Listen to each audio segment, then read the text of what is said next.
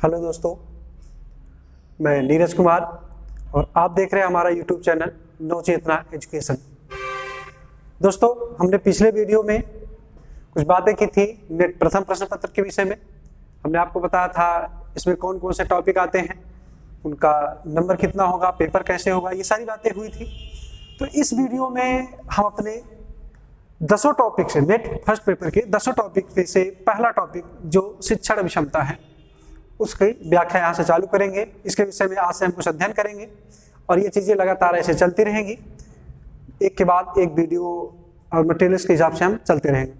तो चलिए, आज का जो हमारा टॉपिक होगा वो शिक्षण अभिक्षमता, जो कि हमारे नेट फर्स्ट पेपर का पहला टॉपिक होता है, शिक्षण अभिक्षमता। तो दोस्तों, ये जो शिक्षण अभिक्षमता नामक टॉपिक है, ये 5 क्वेश्चन आते हैं इससे।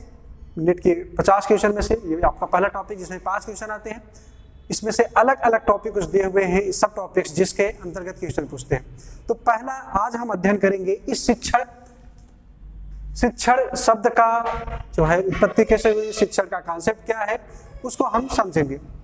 तो चलिए हम देखते हैं ये शिक्षण। दोस्तों, शिक्षण जिसको हम अंग्रेजी में शिक्षा कहते हैं, शिक्षण को अंग्रेजी में हम टीचिंग कहते हैं।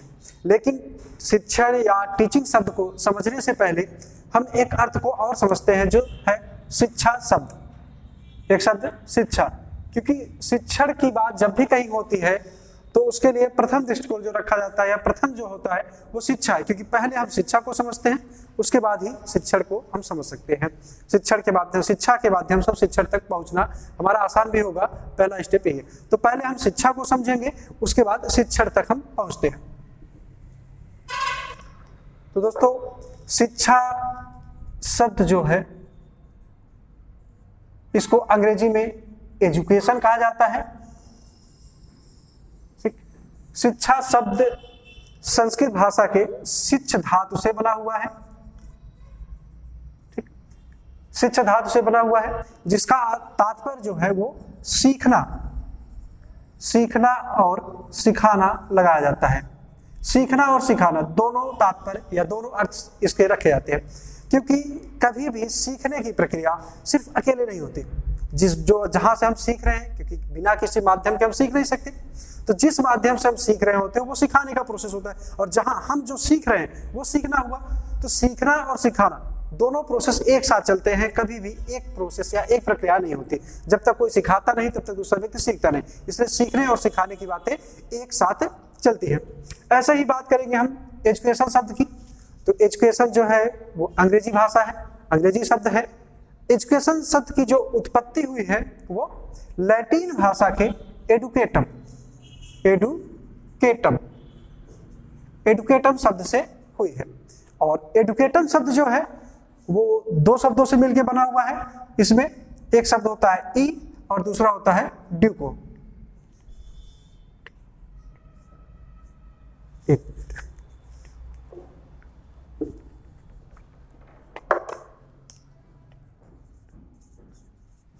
एडुकेट ई और ड्यूको। ई का तात्पर्य जो होता है वो, ई का अर्थ अंदर से लगाया जाता है। ई का अर्थ या ई का तात्पर्य जो है वो अंदर से होता है। और ड्यूको का जो अर्थ है वो बाहर प्रदर्शित करना। ड्यूको का तात्पर्य बाहर प्रदर्शित करना होता है। अर्थात एजुकेशन शब्द या एजुकेटम शब्द का क्या अर्थ हुआ? अंदर से बाहर प्रदर्शित करना, जिसका तात्पर्य यह लगाया जाता है कि शिक्षा एक ऐसा माध्यम है जिसके द्वारा कोई भी बालक या किसी भी बालक की जो अंतर्निहित शक्तियां हैं, उसके अंदर जो शक्तियां हैं उसको बाहर प्रदर्शित किया जाता है। अर्थात शिक्षा वह माध्यम है जिससे हम अंतर्निहित शक्तियों को बाहर प्रदर्शित करते हैं। तो दोस्तों, हमने शिक्षा और एजुकेशन समझा, फिर से देख लेते हैं एक बार। शिक्षा की उत्पत्ति जो है शिक्षा धातु से हुई है, जिसका अर्थ होता है सीखना और सिखाना। इसी तरह से शिक्षा को अंग्रेजी में हम एजुकेशन कहते हैं। एजुकेशन शब्द की उत्पत्ति लैटिन भाषा के एडुकेटम शब्द से हुई है, जिसके 2 शब्द ई और ड्यूको। ई और ड्यूको 2 शब्द होते हैं। ई का तात्पर्य है अंदर से और ड्यूको का अर्थ है बाहर प्रदर्शित करना। इस प्रकार से एजुकेशन शब्द की उत्पत्ति या एजुकेशन का अर्थ हो गया अंदर से बाहर प्रदर्शित करना, अर्थात अंतर्निहित शक्तियों को बाहर प्रदर्शित करना ही शिक्षा होती है। ठीक दोस्तों, तो आगे हम इसी को और आगे तक ले चलते हैं। जैसे शिक्षा की बात हमने कर ली, अंतर्निहित शक्तियों को बाहर प्रदर्शित करना। हम सभी जानते हैं कि हर बालक के अंदर इतनी शक्तियां हैं, इतनी क्षमताएं हैं, वो कोई भी काम कर सकता है। एक साधारण सा बालक अगर वो चाहे तो अपने अंतर्निहित शक्तियों को प्रदर्शित करके कुछ भी बन सकता है। चाहे वो एक अच्छा कलाकार हो, एक अच्छा गायक हो, एक अच्छा शिक्षक बन सकता है, वो एक अच्छा वैज्ञानिक बन सकता है। बस जरूरत है उसको अपने अंदर छिपी हुई उस प्रतिभा को, उस कला को निखारने की, उसको प्रदर्शित करने की। ठीक, तो लेकिन ये कला, ये शक्ति, ये बाहर प्रदर्शित करने की जो बात हम करते हैं, तो किसी भी बच्चे को के माध्यम से स्वयं से वो उसको कर पाना शायद संभव नहीं है। बिना किसी माध्यम के या बिना किसी अन्य शक्ति के, बिना किसी बाहरी शक्ति के उस बालक में वो छिपी हुई शक्तियां बाहर प्रदर्शित करना संभव नहीं होती।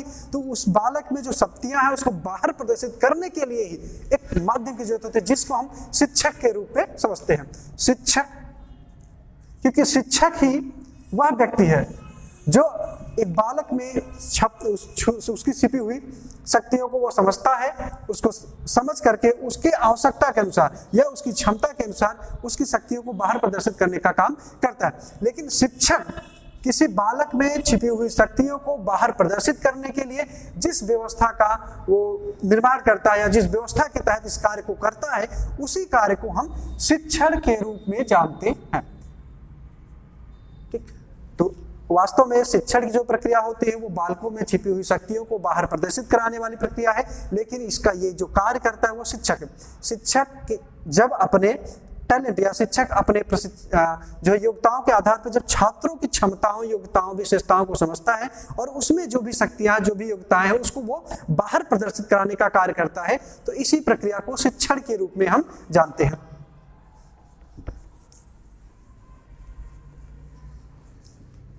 तो आइए हम शिक्षण को और अच्छे से समझने का प्रयास करते हैं, क्योंकि शिक्षण जिसका शब्द जनरल रूप में हम अंग्रेजी में टीचिंग के रूप में करते हैं, शिक्षण को अंग्रेजी में टीचिंग कहते हैं। टीचिंग का अर्थ है पढ़ना या पढ़ाना। तो जैसा कि अभी हमने शिक्षा में भी शिक्षा के अर्थ को भी समझा था, तो वहां भी सीखना या सिखाना था, वैसे बातें यहाँ पे आती है पढ़ना या पढ़ाना, या इसी को भी हम सीखना और सिखाना दोनों प्रोसेस में इसको भी हम रख सकते हैं टीचिंग के में। लेकिन टीचिंग की बातें जब भी आती है, टीचिंग की बात जब भी हम करते हैं, तो हमारे मन में एक सिंपल सी धारणा बनती है कि टीचिंग मतलब कोई पढ़ा रहा है किसी एक व्यक्ति के द्वारा जो अधिक योग्य है, और दूसरा व्यक्ति जो कम योग्य है, उस व्यक्ति को कुछ बातें, कुछ ज्ञान दिया जा रहा है, उसको सिखाया जा रहा है और वो सीख रहा है, सीख करके वो भी आगे बढ़ने का प्रयास करता है। लेकिन इस टीचिंग में या शिक्षण की प्रक्रिया या शिक्षा के आदान प्रदान करने की प्रक्रिया जो होती है, ये एक व्यवस्थित प्रक्रम में होता है।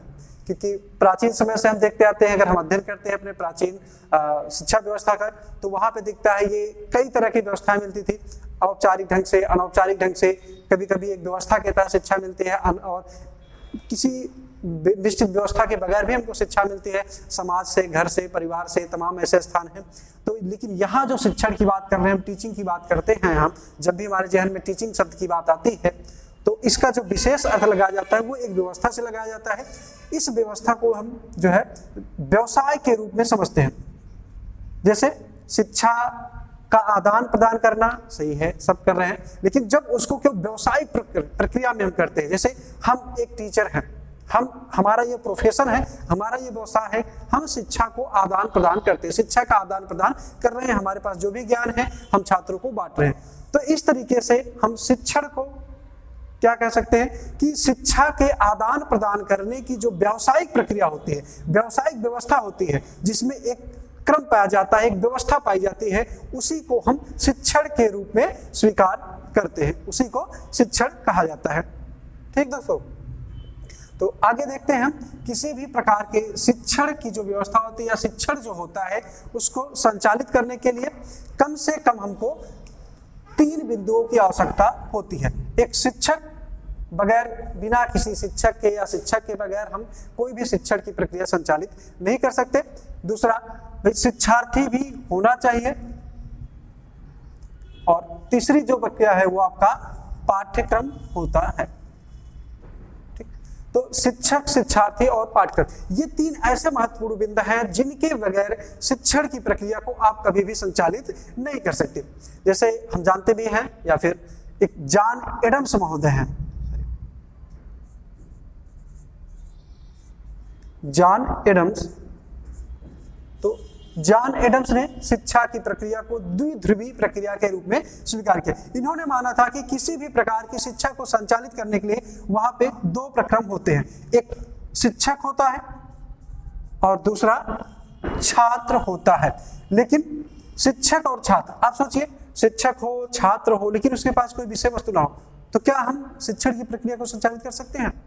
तो ये संभव नहीं है, क्योंकि बिना विषय वस्तु के कोई भी शिक्षण की प्रक्रिया संचालित नहीं हो सकती। लेकिन ये बात जो यहाँ कही गई जॉन एडम्स के द्वारा, शिक्षक और छात्र, जिसको द्विध्रुवी प्रक्रिया के रूप में भी इन्होंने स्वीकार किया था।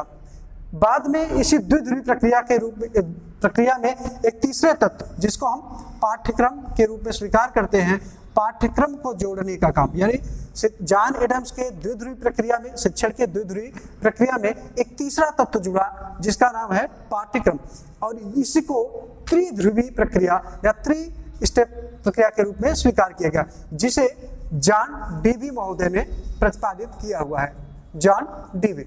जॉन डीवी ने शिक्षण की प्रक्रिया को त्रिध्रुवी प्रक्रिया के रूप में स्वीकार किया। ठीक है, तो जिसमें त्रिध्रुवी में क्या है, एक शिक्षक, दूसरा छात्र और तीसरा पाठ्यक्रम। चलिए इस बात पे थोड़ा सा और फोकस किया जाए कि किसी भी प्रकार के शिक्षण को संचालित करने के लिए कम से कम 3 बिंदुओं की आवश्यकता होती है। उसमें से पहला शिक्षक है, दूसरा शिक्षार्थी है और तीसरा पाठ्यक्रम। ठीक, तो हम ये अनुमान लगा सकते हैं कि सपोज हमारे पास मतलब शिक्षक उपलब्ध हो और शिक्षार्थी हैं, तो शिक्षण की प्रक्रिया को चलाना संभव नहीं हो सकता जब तक कि पाठ्यक्रम की व्यवस्था ना होगी। क्योंकि शिक्षक और शिक्षार्थी का आपस में जो कम्युनिकेशन होगा, जो बातचीत होगा, जो वाद विवाद होगा, वो किस विषय वस्तु पे होगा, कैसे होगा? बिना किसी विषय वस्तु का तो होना नहीं है। इसलिए शिक्षण में हमेशा से पाठ्यक्रम की आवश्यकता होती है। बगैर पाठ्यक्रम के हम शिक्षण की कल्पना नहीं कर सकते। लेकिन अगर हमारे पास शिक्षक ना हो, विद्यार्थी हो और पाठ्यक्रम हो, तो भी ये प्रक्रिया हम कंप्लीट नहीं कर सकते। बिना शिक्षक के हमको ये पाठ्यक्रम विद्यार्थी को कौन पढ़ाएगा, कौन समझाएगा? क्योंकि कुछ चीजें जो शुरुआत करनी है तो हमको पढ़ाना तो पड़ेगा ही, बगैर शिक्षक की चीजें संभव नहीं है। और इसी तरीके से अगर केवल शिक्षक हो और पाठ्यक्रम हो, विद्यार्थी ना हो, तो शिक्षक वो पाठ्यक्रम लेके क्या करेगा? जब तक वो छात्रों को नहीं पढ़ाएगा, यानी छात्र उसके सामने नहीं होंगे, छात्र उसके पास नहीं होते, तब तक वो पढ़ा नहीं सकता, समझा नहीं सकता। ठीक, तो दोस्तों ये शिक्षण की प्रक्रिया है जिसमें कम से कम 3 बिंदुओं की जरूरत होती है, शिक्षक, शिक्षार्थी और पाठ्यक्रम। ठीक, तो इसको हमने समझ लिया।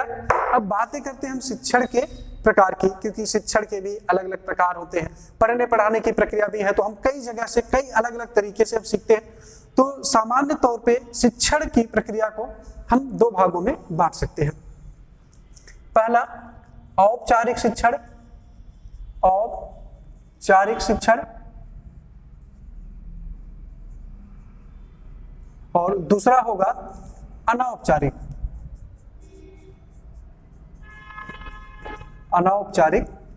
शिक्षण। तो औपचारिक शिक्षण जिसको हम फॉर्मल टीचिंग के नाम से भी जानते हैं, अनौपचारिक शिक्षण अनफॉर्मल टीचिंग के नाम से भी इसको हम जानते हैं। तो औपचारिक शिक्षण या अनौपचारिक शिक्षण क्या है, इसको हम थोड़ा डिस्क्राइब कर लेते हैं। औपचारिक शिक्षण जहाँ पे कुछ नियम होते हैं, कुछ व्यवस्था होते हैं, उसको औपचारिक के अंतर्गत रखते हैं, और जिसको हम फॉर्मल कहते हैं, यानी एक व्यवस्था के तहत। जब कोई भी शिक्षण की प्रक्रिया एक निश्चित व्यवस्था के तहत चलाई जाती है, जैसे अभी ये क्लासरूम की बात करें, कक्षा में जो शिक्षा दी जाती है, चाहे वो कॉलेज की बात हो या फिर कोचिंग की बात होगी, कोचिंग की बात हो या कॉलेज की बात हो, जब भी यहाँ पे जो शिक्षा प्रदान की जा रही है वो एक निश्चित प्रक्रम में चलता है। जैसे क्योंकि कॉलेज में भी हमारे शिक्षक निश्चित हैं, कौन कौन से हमको पढ़ाएंगे, कौन शिक्षक पढ़ाएंगे, क्या पढ़ाएंगे। ठीक, हमारा पाठ्य वस्तु जो है वो निर्धारित होता है, पाठ्य वस्तु निर्धारित है, और समय भी हमारा निर्धारित है, कब से कब तक हमारी कौन सी क्लासेस चलेगी वो भी निर्धारित होता है। स्थान भी निर्धारित है किस क्लासरूम में और यहाँ पे ये चीजें चलेंगी। छात्र भी फिक्स है, किस किस क्लास में कौन से छात्र बैठेंगे और क्या चीजें पढ़ी जाएंगी। तो इस तरीके से जो औपचारिक शिक्षण है उसमें जो प्रत्येक प्रक्रम होते हैं उसकी जो व्यवस्था होती है वो एक निश्चित होती है। शिक्षक भी निश्चित होंगे, फिक्स होंगे, कौन पढ़ाएगा, पाठ्यक्रम जो होगा, पाठ्यवस्तु जो हमारा है वो भी पहले से निर्धारित होता है। समय कहाँ पढ़ना है, कब पढ़ना है हमको और कहाँ पढ़ना है ये भी हमको निर्धारित होता है। कौन पढ़ेगा, हम पढ़ेंगे कैसे, कौन पढ़ेगा, कितने लोग रहेंगे, कैसे क्लासेस चलेंगी, ये सारी चीजें निश्चित होती है। तो कॉलेज में या कोचिंग में यानी स्कूल में, विद्यालय में और कोचिंग संस्थाओं में या कुछ जो है वो सामाजिक संस्थाएं होती हैं क्लब टाइप के, ऐसे जगहों पे जो शिक्षा प्रदान की जाती है या वही जो है औपचारिक शिक्षण के अंतर्गत आता है। ठीक। और दूसरा जो हमने नोट किया है वो अनौपचारिक शिक्षण होता है, जो इसमें कोई भी व्यवस्था नहीं पाई जाती। जैसा हमने कि औपचारिक शिक्षण में पढ़ा कि उसमें एक निश्चित व्यवस्थाएं होती हैं, लेकिन जो अनौपचारिक शिक्षण है इसमें किसी भी प्रकार की कोई भी व्यवस्था नहीं होती।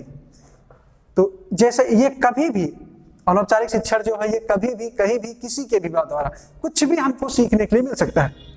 तो ना तो यहाँ पे शिक्षक पहले से निर्धारित है कि कौन शिक्षक हमको पढ़ाएगा, छात्र यानी कौन पढ़ेगा इसका भी कोई निर्धारण नहीं है, समय हमको पहले से ही समय का भी कोई ज्ञान नहीं है, स्थान का भी कोई ज्ञान नहीं है, हम कहाँ पढ़ेंगे, कैसे पढ़ेंगे, यानी जहाँ पे कोई भी व्यवस्था पहले से सुनिश्चित नहीं होती वही जो है अनौपचारिक शिक्षण के अंतर्गत आता है।